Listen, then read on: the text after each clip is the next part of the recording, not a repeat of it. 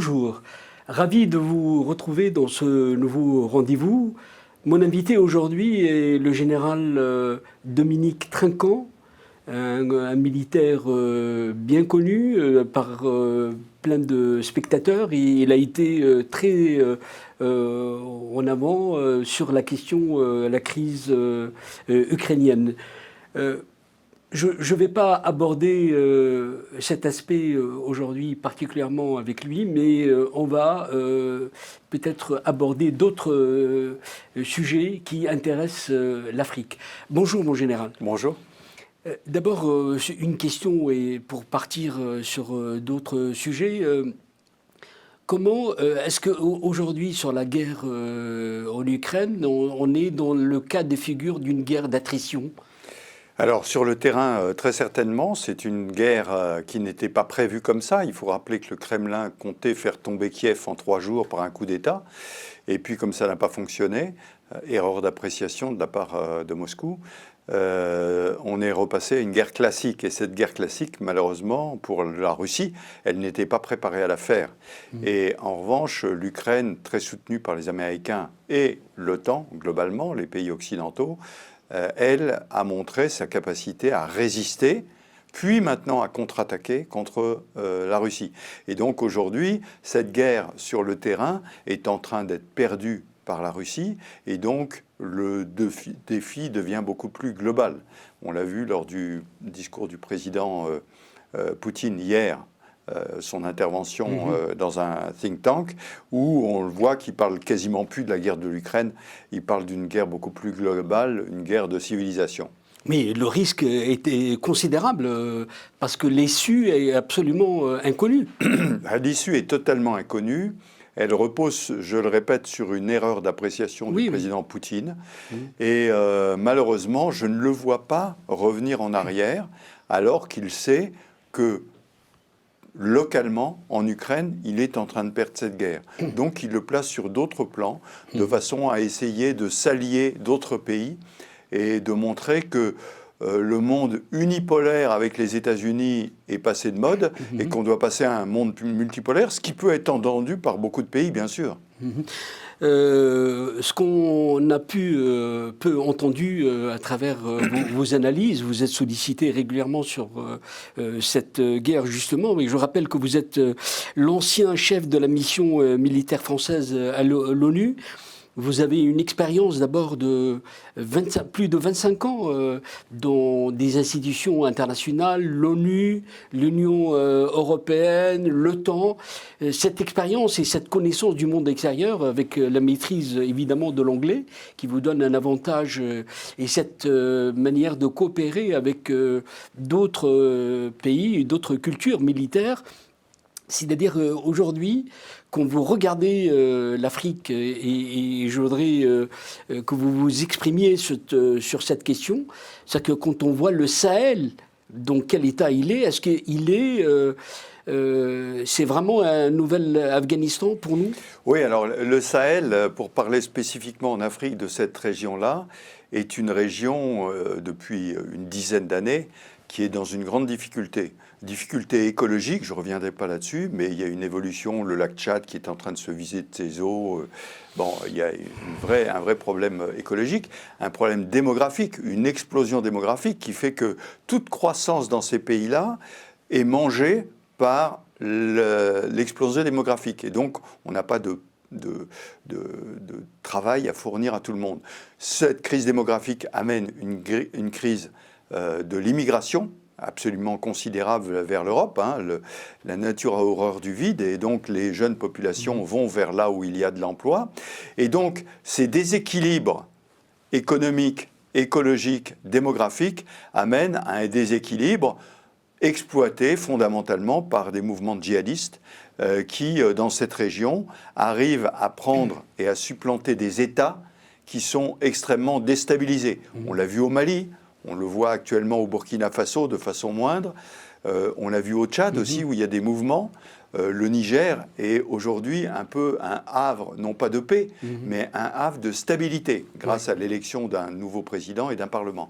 Donc on voit que toute cette région est extrêmement explosive, et la France, qui a longtemps soutenu cette région, qui avait réussi à y amener les Européens, est dans la difficulté aujourd'hui pour deux raisons. La première, c'est qu'un certain nombre de populations, souvent manipulées, prêchent l'anti-France, si j'ose dire, en mettant des drapeaux russes, comme par hasard. Le deuxième point, c'est que cette France qui avait réussi à amener les Européens, et en particulier les financements européens, maintenant, le danger immédiat pour les Européens se trouve en Ukraine, sur le territoire européen. Et donc, les Européens ont tendance à se désengager.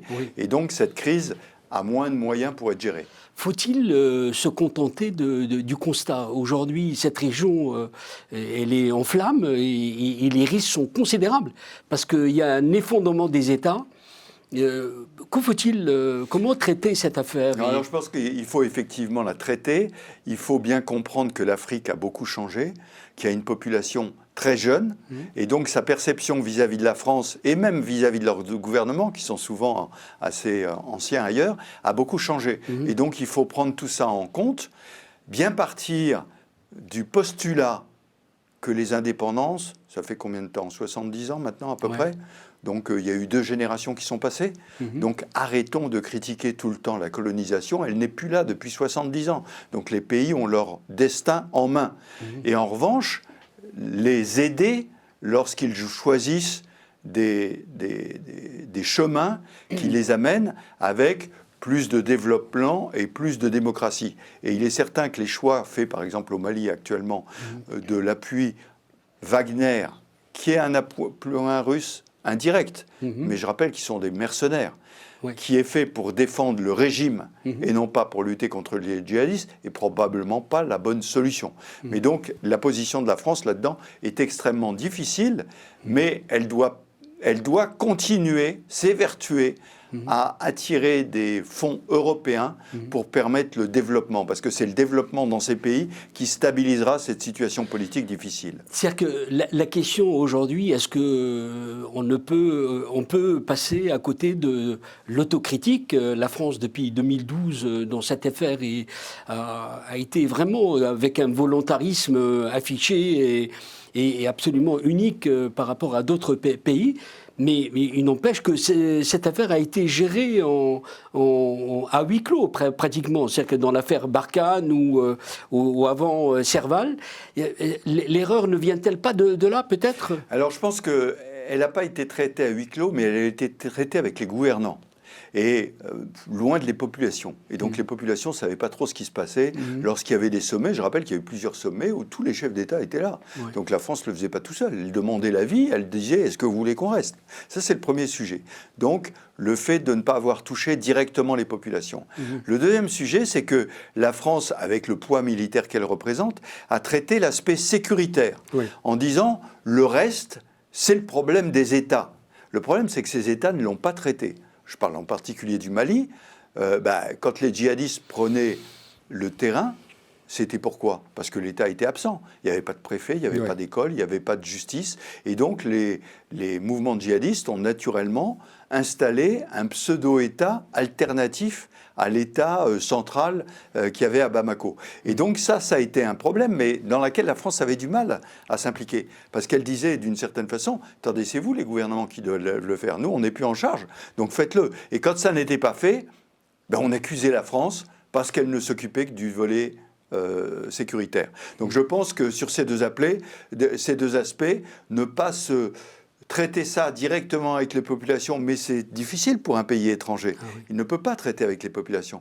Et ne traiter que l'aspect sécuritaire ont été des chemins qui, progressivement, ont éloigné ces pays de la résolution de conflits avec la France. Mais il n'y a pas là le signe que la France comprend de moins en moins l'Afrique, et il y a là une compréhension complètement décalée par rapport à la réalité qu'on voit. Mais vous avez complètement raison. La France comprend de moins en moins l'Afrique pour une raison simple.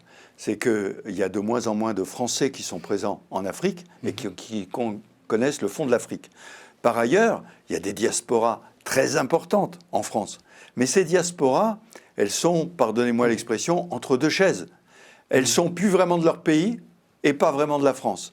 Donc c'est très difficile, et je pense que c'est là que l'effort doit être fait. Ce sont les diasporas qui doivent comprendre que la France travaille pour ces pays et non pas uniquement pour la France. Et donc, c'est à ces diasporas de transmettre le message dans les pays et non pas d'alimenter les feux perpétuels dont au passage, je reviens, pardonnez-moi toujours là-dessus, mais Wagner et les Russes, qu'est-ce qu'ils font? Ils apportent de l'armement, de l'instabilité, parce que l'instabilité suscite la nécessité d'avoir une milice armée. S'il n'y avait pas d'insécurité, il n'y aurait pas de milice armée. Donc cette milice Wagner n'a pas intérêt à régler le problème. Elle a intérêt à ce que le problème se perpétue.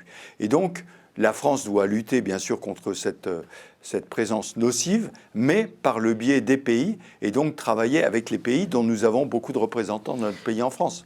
Faut-il grossir les traits, s'alarmer quand il y a 1000 militaires, je ne dis pas mercenaires de Wagner?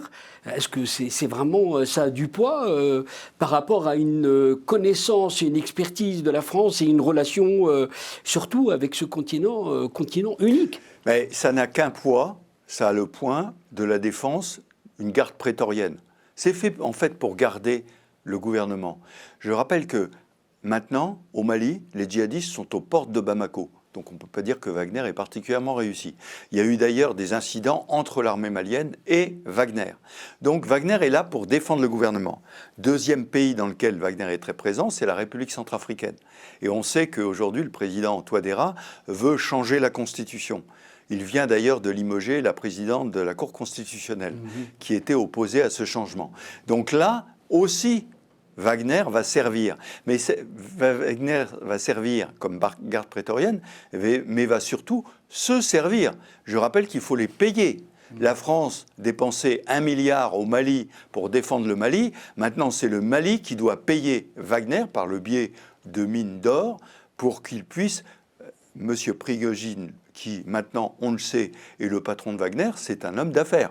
C'était un cuisinier qui est devenu comme ça ami de Monsieur Poutine et qui a monté des opérations. Et aujourd'hui, Wagner est présent également en Ukraine pour pouvoir combattre et s'intitule un compétiteur de l'armée russe, se trouve meilleur que l'armée russe, en recrutant dans les prisons au passage. Quand on voit aujourd'hui le redéploiement de militaires de la France, tout est aujourd'hui focalisé sur le Niger. Il n'y a pas là un risque majeur pour ce pays? Alors il y a un risque. Je crois que la France a eu raison de s'orienter essentiellement vers le Niger et le Tchad, ne l'oublions pas. Il y a une base importante au Tchad. Mais pourquoi au Niger? Parce qu'au Niger, Parlement élu, président élu, stabilité démocratique. Alors, instabilité avec les djihadistes. Mais on a changé complètement le système. C'est maintenant, tenez-vous bien, les soldats français sont sous les ordres des chefs du Niger. Ce n'est pas la France qui commande. Oui, oui. Ce sont les officiers du Niger qui commandent l'opération et qui disent aux Français, est-ce que vous pourriez nous aider sur telle opération? Et ils montent une opération en commun. Troisième pays qu'il ne faut pas oublier, c'est le Burkina Faso. Le Burkina Faso, il y a une force importante qui est présente là-bas, la force Sabre, force spéciale. En fait, la France n'a quitté que le Mali, excusez-moi du peu, c'est là qu'il y a le centre de problème, et ça, maintenant, c'est aux Maliens de régler le problème, mais elle s'appuie sur ces trois pays que sont le Niger, le Burkina Faso et le Tchad, pour maintenir une aide, et c'est comme ça qu'il faut voir les choses, c'est plus l'opération Barkhane qui pilote et les autres qui sont aidés, ce sont les pays, nationalement, qui commandent leurs opérations avec l'aide de la France et des moyens dont elle dispose et dont ne disposent pas ces pays. Pour mieux percevoir un peu les options possibles, c'est-à-dire que dans cette guerre asymétrique, quels sont les éléments qui nous restent pour pouvoir déployer une stratégie efficace à l'égard de cette déstabilisation majeure? Moi, je crois que la stratégie essentielle, c'est le développement. C'est d'apporter des emplois, que l'État s'implante dans ces régions. Mais ça ne se décrète pas du jour au lendemain, ça demande du temps. Non, alors le développement, l'opération au Sahel l'a développé depuis assez longtemps. Il faut arriver à continuer à attirer des fonds européens, c'est essentiellement l'Europe qui finance ça, de façon à avoir des critères de développement économique, de développement juridique, que finalement, les gens, quand ils ont une bagarre entre deux familles, etc., au lieu d'aller voir le djihadiste qui va, suivant la charia, appliquer ses règles et au passage récolter de l'argent, eh bien qu'il y ait un État qui a mis en place une justice qui applique des règles convenues par l'ensemble de la société et qui ne se fasse pas payer pour ça. Vous voyez, il y a donc beaucoup de choses qui doivent être changées dans ce domaine-là. Et puis, dernier critère, comme j'ai parlé de l'économie, j'ai parlé aussi de la démographie. Le Niger est un des pays qui a compris que le développement démographique, l'explosion démographique, pardon, pas le développement, oui. L'explosion était un vrai problème. Et il faut absolument régler ce problème-là. On ne pourra pas continuer à développer des pays dans lesquels chaque femme attend 7 à 9 enfants. Oui. Ce n'est pas possible. On ne trouvera pas d'emploi. Et la migration aura une limite. Donc il faut vraiment régler ces problèmes structurels de fond. Et pour ça, avoir des gouvernements élus qui puissent régler les problèmes de leur population avec l'aide financière, oui. institutionnelle, militaire des pays européens. C'est-à-dire que le Sahel, c'est vraiment le voisin d'en face de l'Europe, et on voit qu'aujourd'hui, avec le prisme de la guerre en Ukraine, que les problèmes risquent de s'aggraver et qu'on n'a pas le temps nécessaire pour pouvoir planifier pour sortir de cette... Vous avez raison, le temps est un instrument essentiel de tout ce changement. Et aujourd'hui, la crise en Ukraine attire les Européens qui donc vont moins au Sahel. C'est le premier point. Deuxièmement, la Russie, qui veut déstabiliser globalement tout notre dispositif, intervient dans ces pays du Sahel pour nous déstabiliser. Mais en fait, qui est-ce qui déstabilise ? Il déstabilise les populations. Il déstabilise les pays. Or, à terme, ça veut dire quoi ? Ça veut dire des populations qui sont de plus en plus mal dans leur pays, qui vont fuir leur pays et qui vont créer un phénomène d'immigration vers l'Europe. Or, on sait que l'Europe, aujourd'hui, est extrêmement sensible à ça. Et ça veut dire quoi ? Ça veut dire qu'en France, nos sociétés sont fissurées sur le sujet. Je ne reviens pas sur la dernière élection présidentielle, dans laquelle il y avait deux partis, en particulier à l'extrême droite, qui jouaient beaucoup de cette carte-là. Mais le président Poutine, le Kremlin, joue sur cette carte-là. Fissurer nos sociétés pour que viennent en place des gouvernements qui refuseront brutalement l'immigration. Et à ce moment-là, c'est la catastrophe pour ces pays-là. Et l'installation d'un califat dans ces zones va créer un antagonisme, cette fois-ci armé, entre cette zone africaine et la zone européenne.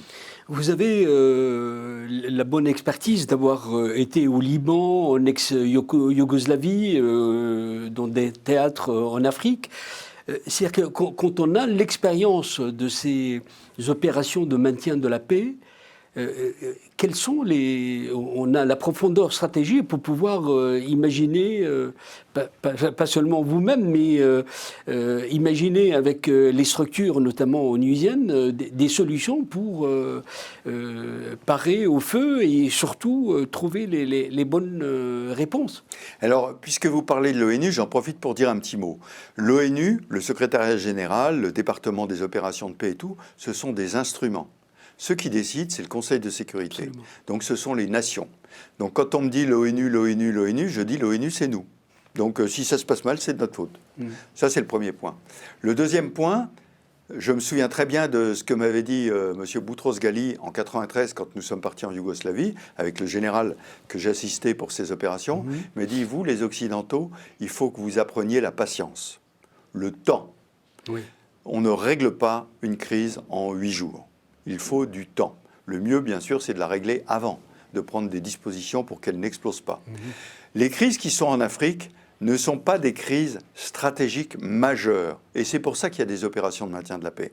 Parce que d'une certaine façon, vous le voyez, quand il y a une crise stratégique majeure, je parle de l'Irak, je parle de la Libye, je parle là de l'Ukraine, il y a une intervention directe, voire en Ukraine indirecte. Mais on intervient directement. Dès qu'on déplace des opérations de maintien de la paix, il y a très très peu d'Occidentaux là-dedans. Il y a beaucoup de pays du tiers-monde qui fournissent des contingents. Ça veut dire, on va payer, mais finalement ça coûte beaucoup moins cher que si nous intervenions, et ça permet de stabiliser la situation. Et j'en reviens au temps. Quand vous stabilisez la situation, ensuite il faut du temps pour mettre en place les dispositifs qui vont gommer les antagonismes et mettre le développement en place. Donc c'est tout cet appareil de l'ONU qui est mis en place et il faut apprendre la patience. Dire que quand la crise n'a pas été réglée en 3 ans, ne pas dire bon ben on raballe, on s'en va ailleurs. Regardez Haïti, c'est la 4e ou 5e opération en Haïti. J'entendais tout à l'heure qu'on est en train de reparler d'une opération en Haïti. Pourquoi ? Parce que chaque fois on dit on plie nos Gaules, on s'en va et 6 mois après il faut revenir. Oui. Donc il faut apprendre la patience. 60% des opérations de maintien de la paix se font en Afrique. C'est une rente de situation, non ? Alors c'est une rente de situation pour les pays africains qui ont beau jeu de critiquer l'ONU mais de ne pas régler les problèmes de leur côté. Je pense par exemple au Congo où actuellement de la MONUSCO dans l'est du Congo, tout le monde demande son départ mais ils n'ont pas réglé les problèmes. Ça c'est le premier point. C'est une rente de situation pour les pays contributeurs. Alors les pays contributeurs, vous en avez beaucoup qui viennent d'Asie, Inde, Pakistan, Népal, Bangladesh. C'est une rente de situation. Ils sont payés. Un chef d'état-major de l'armée indienne me dit quand je veux envoyer mes soldats en vacances, je les envoie dans les opérations de l'ONU. Vous voyez, c'est assez triste d'entendre ça. Moi, dans le travail que je fais aujourd'hui, j'équipe les contingents africains qui participent aux opérations de maintien de la paix. Parce que les Africains ont un intérêt direct à être là-dedans. Alors, ils ont un intérêt direct parce que le déploiement de leurs forces va stabiliser la situation qui est sur leur continent, c'est leur intérêt, mais aussi dans la formation et l'équipement de leurs contingents, parce que ces contingents formés, équipés, déployés en opération de maintien de la paix, voient un peu autre chose et apprennent la règle de droit, l'application des lois, les gender issues, comme on dit dans le terme onusien. Donc tout ça, c'est là où ça n'est pas une rente de situation, mais c'est une école. Et je crois que c'est une école pour les contingents africains. Je ne vais pas vous demander de faire de la spéculation intellectuelle, mais quand même, dans les sciences de la polémologie, c'est-à-dire l'art de la guerre, on établit des scénarios et on essaie d'anticiper. Dans le cas de l'Afrique, et on le voit, c'est la dernière frontière en termes de levier économique. Ça va être le champ clos des rivalités. C'est-à-dire que comment ce continent, est-ce que les conflits vont pouvoir se multiplier ? On le voit, le Sahel, l'Afrique centrale, l'Afrique australe. Est-ce qu'il y a aujourd'hui, comment agir face à un continent qui risque la désintégration avec une guerre, notamment on le voit, la Russie semble s'intéresser à ce continent d'une manière particulière. Oui, alors j'ai traité tout de suite le cas de la Russie. Elle s'y intéresse simplement pour embêter les autres. Elle n'a pas d'intérêt particulier. La Russie a suffisamment de matières premières pour ne pas avoir besoin de celles qui sont en Afrique. En revanche, elle sait que les Occidentaux, globalement, vont s'intéresser à l'Afrique et que donc, elle intervient pour embêter les Occidentaux. C'est tout. Elle n'apporte rien, si ce n'est une milice privée et de l'armement. Donc, c'est quand même pas grand-chose pour stabiliser la situation. En revanche, vous avez raison, l'Afrique est un pays extrêmement riche, avec sa population, bien sûr, très jeune, très capable, avec ses matières premières. Et les Africains souvent me disent, écoutez, les anciennes colonies, là, vous avez pillé notre pays, maintenant laissez les autres en profiter. Moi, j'écoute, je dis très bien, mais maintenant il faut que les Africains réalisent que les accords qu'ils doivent passer doivent être dans leur intérêt à eux. Par exemple, les accords chinois, on sait qu'aujourd'hui, on découvre de plus en plus que ce sont des accords de dupes, qu'au bout du compte, les Chinois deviennent propriétaires parce que les Africains n'ont pas réussi à payer. Ça a été le cas à Djibouti, c'est le cas dans d'autres pays. Donc il faut absolument que les Africains travaillent pour eux, bien sûr, pour le développement de leur pays, et non pas pour les intérêts personnels d'un certain nombre de gens en Afrique. Et le développement, j'y reviens, est quelque chose d'essentiel. L'infrastructure est essentielle. Les routes, les ports, l'électricité, de façon à permettre le développement, et le développement non pas pour l'exportation de toutes les matières premières, mais aussi beaucoup pour l'exploitation des matières premières et la transformation sur le pays, de façon à permettre une plus-value qui va profiter à toutes les populations africaines. Donc je crois que il faut vraiment que les gouvernements africains, mais ils le font pour beaucoup, prennent ça en compte. Le développement, c'est leur problème, et la diminution de la démographie, de l'explosion démographique pour arriver à une progression normale, j'allais dire, c'est quelque chose qui permettra le développement de l'Afrique et donc une stabilité politique et donc l'arrêt de ces mouvements de déstabilisation au sein des pays africains.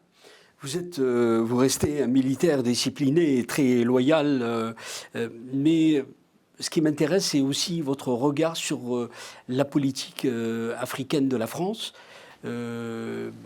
Aujourd'hui, malgré les atouts considérables de la France, c'est un pays qui marche à contresens. Qu'est-ce qui explique cette situation? Alors, je pense plusieurs choses. Parlons de l'Afrique et des francophones, Oui. ancienne colonie française. Oui, oui. Nous avons un président de la République qui n'a pas connu cette époque-là. C'est... Et voilà, et ça l'agace un petit peu, je pense. Et il s'est beaucoup tourné vers les anglophones, parce que le rapport avec les anglophones est complètement différent. Moi, vous savez, j'ai fait l'école de guerre anglaise et le RCDS en Angleterre. Et j'étais frappé par tous les pays africains anglophones qui venaient me voir en me disant « Mais les pays africains francophones ont une chance extraordinaire d'avoir la France. La France s'intéresse à l'Afrique. Les Anglais se foutent complètement de l'Afrique. » Donc ça, c'est un premier point. Le deuxième point, c'est que les Africains francophones attendent trop de la France. Et moi, je suis contacté par un certain nombre d'opposants de pays qui viennent me voir en me disant « Mais qu'est-ce que fait la France et tout ?» Je dis « Aide-toi, le ciel t'aidera. Commencez par vous aider et la France viendra vous aider. Mais ne demandez pas systématiquement à la France de venir faire. La colonie, c'est fini. C'est à vous de faire et nous sommes là pour vous aider en fonction de ce que vous aurez décidé. » Mon général Dominique Trinquant, je vous remercie d'avoir été avec nous et d'avoir permis d'avoir un décryptage. On aurait aimé aller au-delà, mais peut-être dans d'autres occasions. Merci en tout cas. Avec plaisir et merci beaucoup de m'avoir invité. Ça me fait toujours très plaisir de parler aux Africains en particulier. Merci, à bientôt. Au revoir.